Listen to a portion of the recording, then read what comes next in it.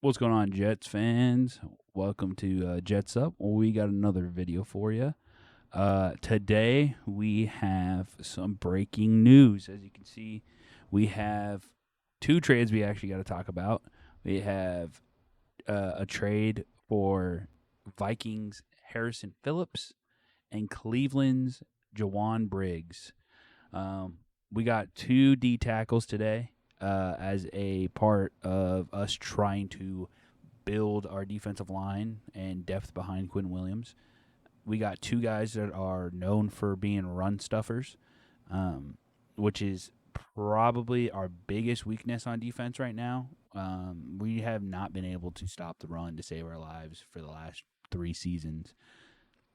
We've never had really a guy since, I would say, Sheldon Rankins that just has been consistent next to Quinn. I think that may change with some of the moves that we made.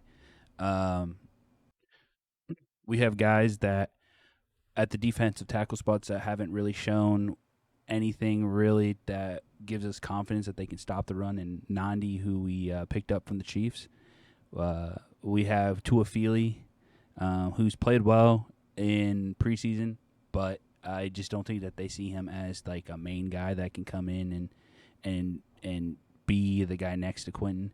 He's probably going to be a rotational piece. I would say he'd probably be like our fourth, fifth, maybe D tackle. He's not a bad one. He has shown that he can stop the run and he can rush the passer. But I definitely don't feel like they were confident going into the season, especially with Cohort. I think it's Cohort or Cohort. I don't really remember exactly how it's pronounced. With him being injured to start the season, at least, I did see a report that it is a significant injury that'll hold him out for a while.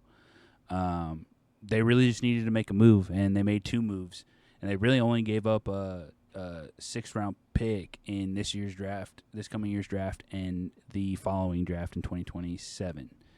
Um,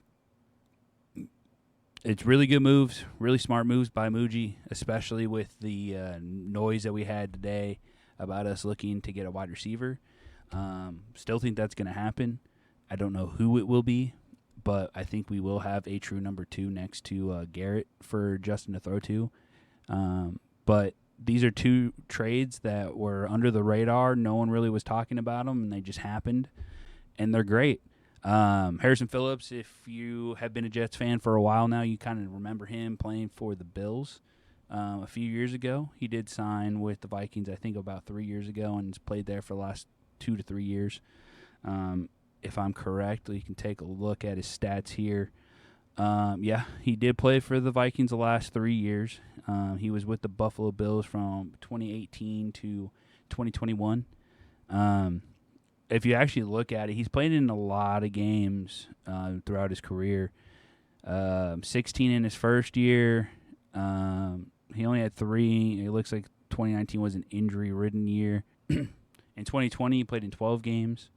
2021, he played in 14. And then once he got into Minnesota, it looks like he was just able to stay healthy consistently throughout his time there. 17 games all throughout the 3 years he was there. And he started all 3 games, or all 3 seasons in every game as well. If we look over here, he's not a big sack guy. He had 1.5 sacks in 2022, 3 in 2023, and 2 in 2024 in the last 3 seasons. But he's been a run stuffer. You know, he's gotten looks like 59 combo tackles, 92, and then 56 throughout his 3 years in Minnesota. And solo, he's 28, 44, and 16. So he's just a guy who's going to stop the run. He's going to make sure that there's a wall between him and the end zone.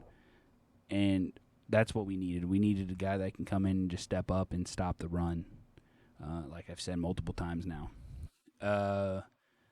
He's not going to be a big pass rushing guy. I don't see him playing that point a lot this year. Like I said, he only had his biggest sack season was 3.